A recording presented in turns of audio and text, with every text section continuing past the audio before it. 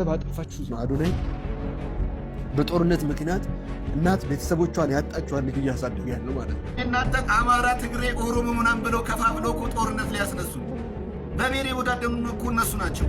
እኔ እናንተ ግን ለምንድን ነው ሰግጠን ማለት ነው አማራ ትግሬ ሳንባባል ሰግጠን ስራ መስራት የሚያቀት? ዶክተር በድሉ ዋቅጅራ አንተ በምንም ግራውንድ አዶናይን ልትተቸው አትችልም። ሶሻል ሚዲያን ተጠቅማችሁ በስድብ አገሪቷን መከራ ያበላችሁ ወይዘሮ መቅደስ ደበሳይ እኛ ተፍተፍ ስንል የነበረው ይሄንን ደስታ ለማየት ነው። አየሽ አይደል? መኪናው እኮ ተሰጣችሁ ሲባሉ በመድረክ ላይ እንዴት ተሰብስበው እንደወደቁ። አንቺ ግን ይህ እንዳይሳካ ነበር ጥረትሽ አይደለ? አልተሳካልሽ። አሸንፈልሻል። የስ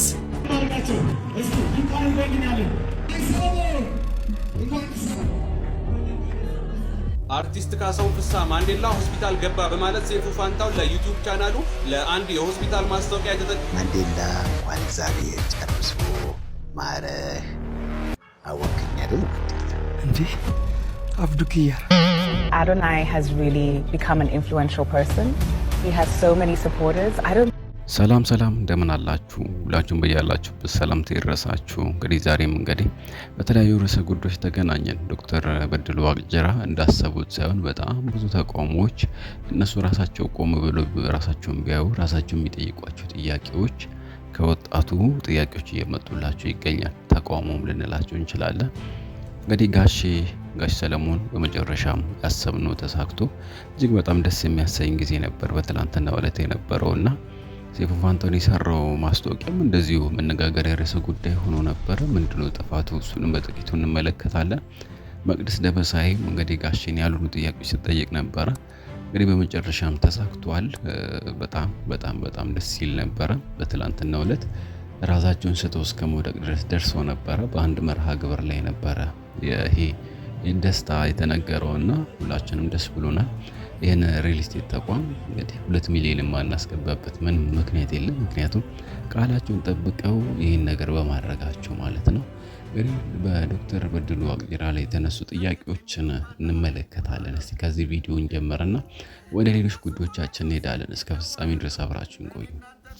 ሰግጥ የሚለው ቃል ለሀገር ይጎዳል አሉ። እነሱ እኮ ናቸው ሰግጠው ማለት ነው እኔ እናንተ አማራ፣ ትግሬ፣ ኦሮሞ ምናምን ብለው ከፋፍለው እኮ ጦርነት ሊያስነሱ በብሔር የወዳደሩ እኮ እነሱ ናቸው። እኔ እናንተ ግን ለምንድን ነው ሰግጠን ማለት ነው አማራ ትግሬ ሳንባባል ሰግጠን ስራ መስራት የሚያቅተን? ለምንድን ነው ሰግጠን አንድ ላይ ማለት ነው አማራ፣ ትግሬ፣ ኦሮሞ ሳንል ማለት ነው? ይሄ ቃል እኮ እንዲያውም አንድ ያደርገናል። እንዲህ እነሱ እኮ ይዛኔ እኮ ነው አማራ፣ ትግሬ፣ ኦሮሞ ምናምን ብለው ከከፋፈሉም በኋላ እኮ ነው ሀገራችን ሰላም ያጣችው። እንዲህ እነሱ እድሜያቸውን ጨርሰው እኮ ነው እኔ እናንተ ወጣት ሆነን ጦርነት ላይ ነን ያለ ነው። እኔ እናንተ እንዲሁም ወደ ያለብን ማለት ነው ሰግጠን አንድ ሆነን መስራትና መቀየር ነው ያለብን ወጣት ሆነን። እንዲህ እነሱ እያባሉን ለሀገር ጥሩ አይደለም ሰግጥ የሚለው ቃል ምናምን። ሰግጥ ብራዘር ሰግጥ፣ ዘረኛ ከምትሆን ሰግጥ። ዶክተር በድሉ ዋቅጅራ አንተ በምንም ግራውንድ አዶናይን ልትተቸው አትችልም። ኖት ኦንሊ አንተ ብቻ ስፔሻሊ የ60ዎቹና የ70ዎቹ ትውልድ ምሁራን ነንባዮች የእኛን ትውልድ በምንም አይነት ተአምር ልትተቸው አትችሉ። ምክንያቱም በእናንተ ያስተሳሰብ የእናንተ እውቀት የመጣ አይደለ እንዲህ ይሄ ዘረኝነት፣ ብሔርተኝነት፣ ጎጠኝነት የእናንተ ያስተሳሰብ ምንጭ ውጤት እኮ። እንዴት ይህን ትውልድ አሁን ሰግጥ ፈምስ ትውልድ ያበላሻል ብለህ ትውልዱን ቀብረ ስታበቃ አሁን ለትውልዱ ተቆርቋሪ ለመምሰል አትሞክር።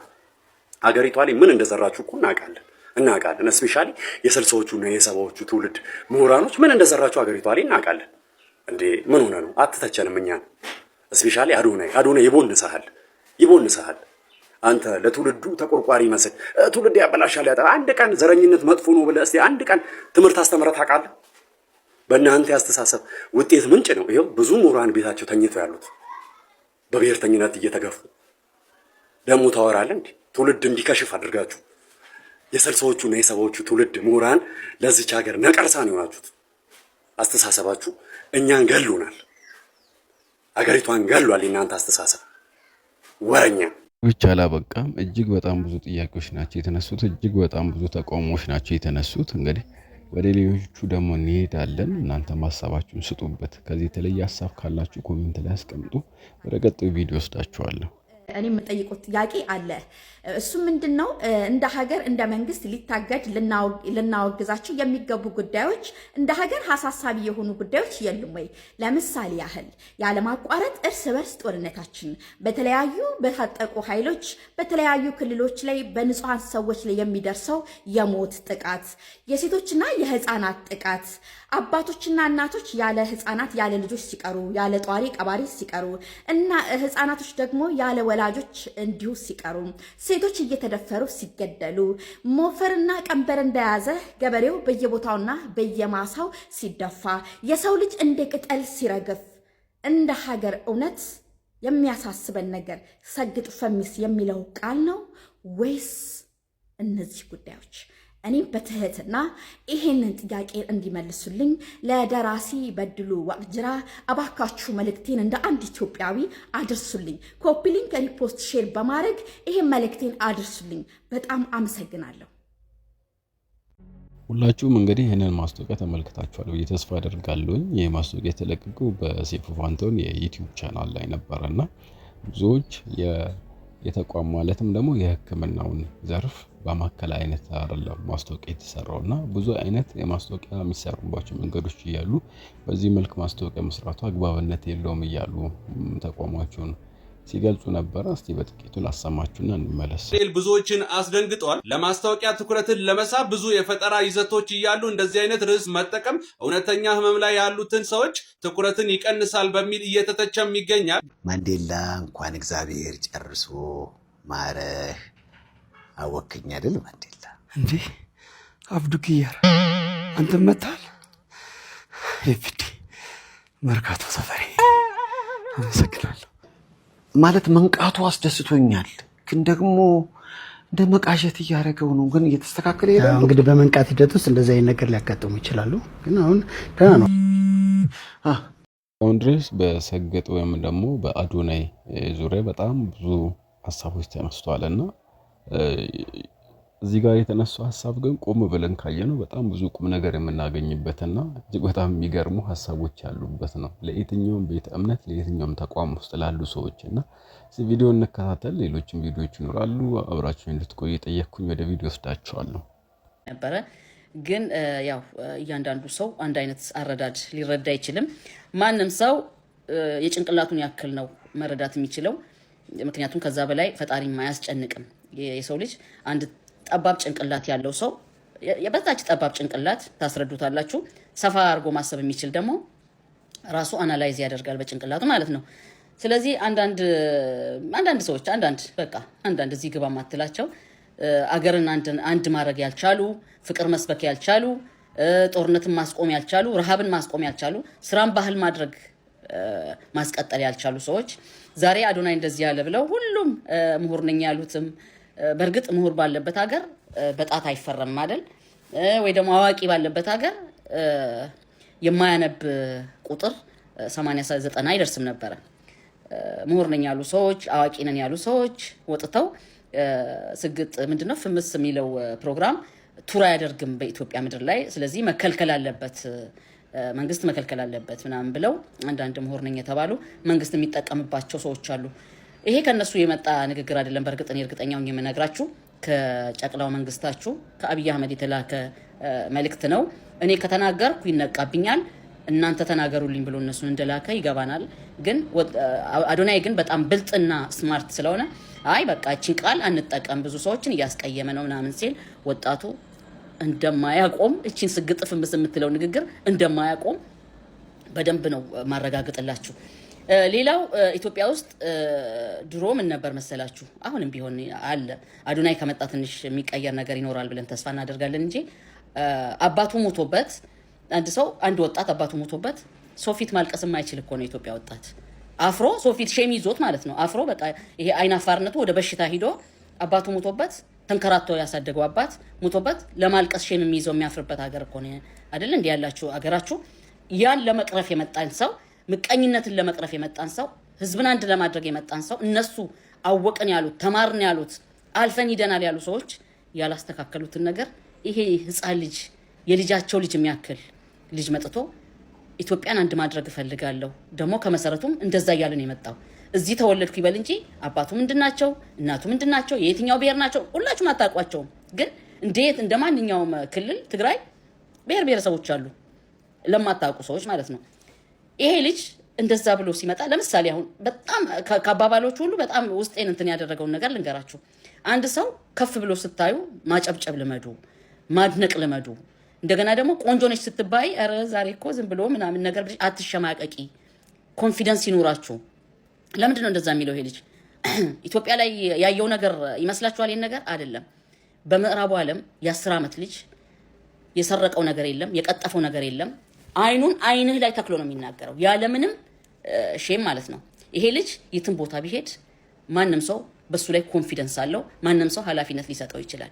ይሄ እንደዚህ ያልክ እንደዚህ እየተጠማዘዝክ መናገር የምትፈልገውን ነገር በቃ እኛ ያሳለፍነውን ነገር ሌሎች ወጣቶች ማሳለፍ የለባቸውም።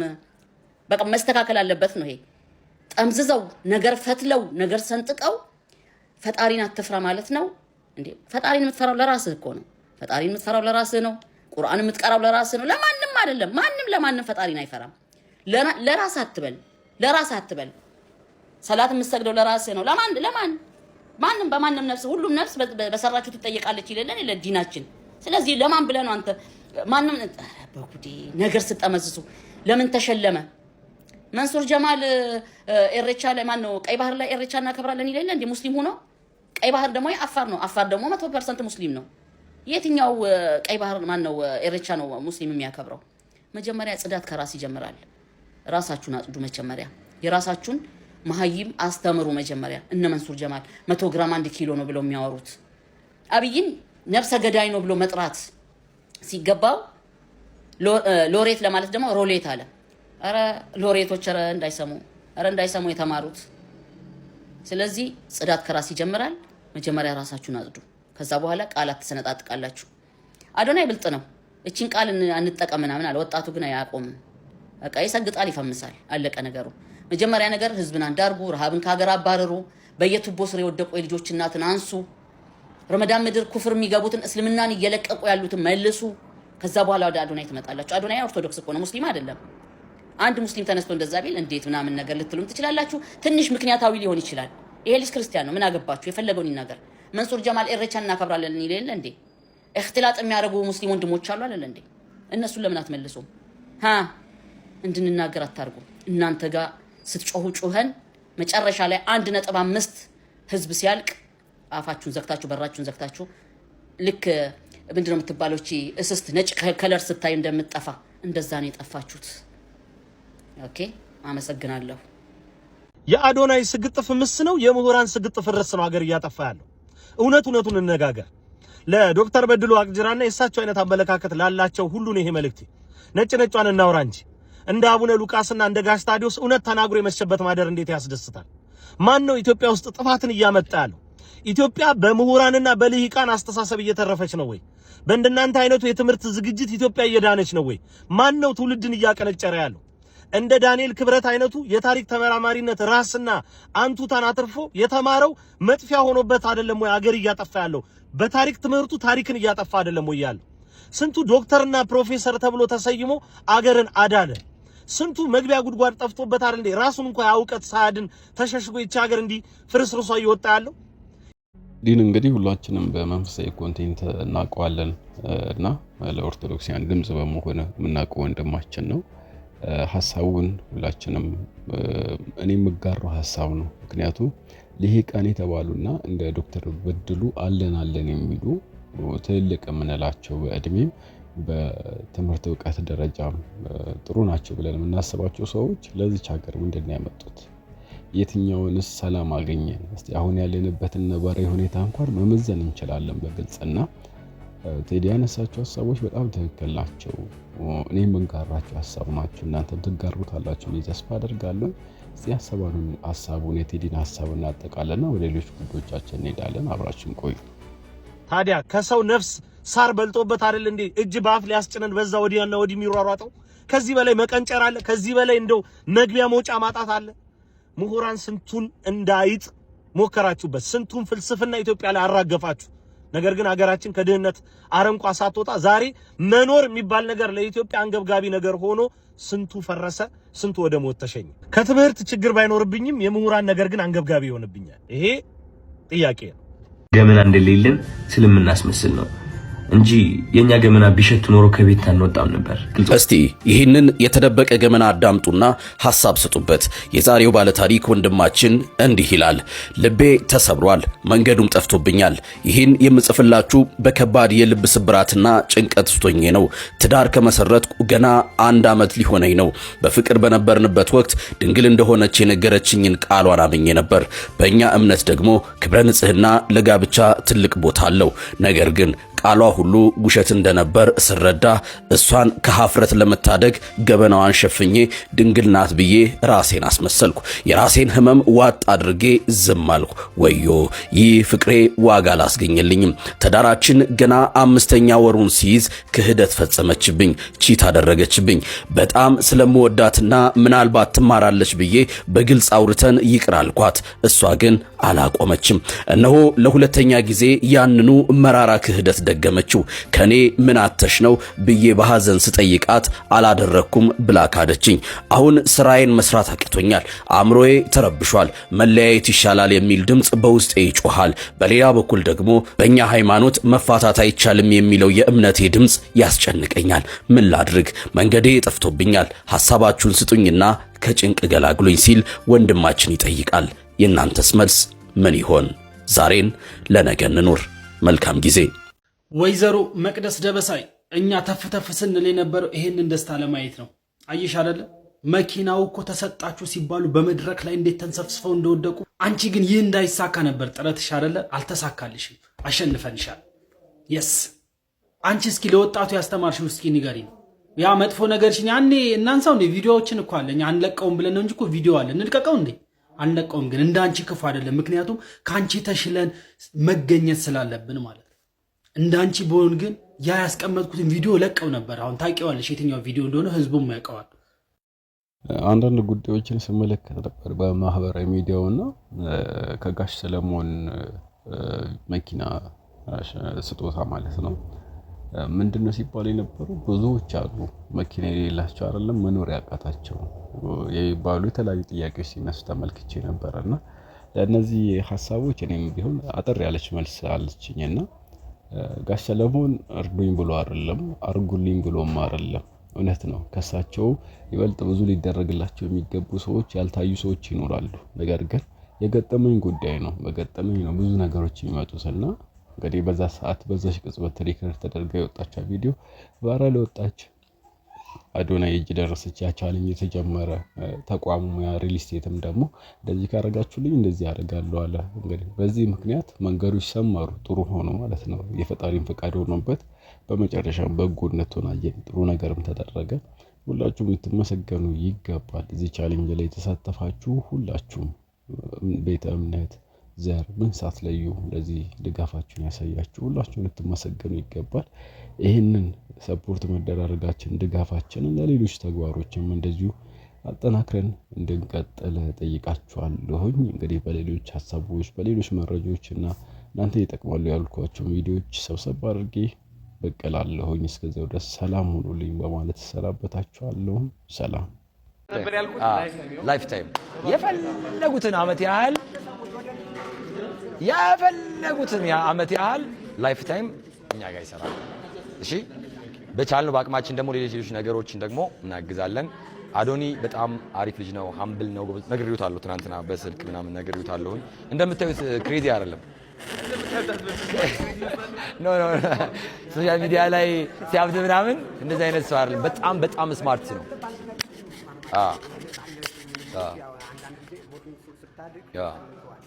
ፍሪደም አለ።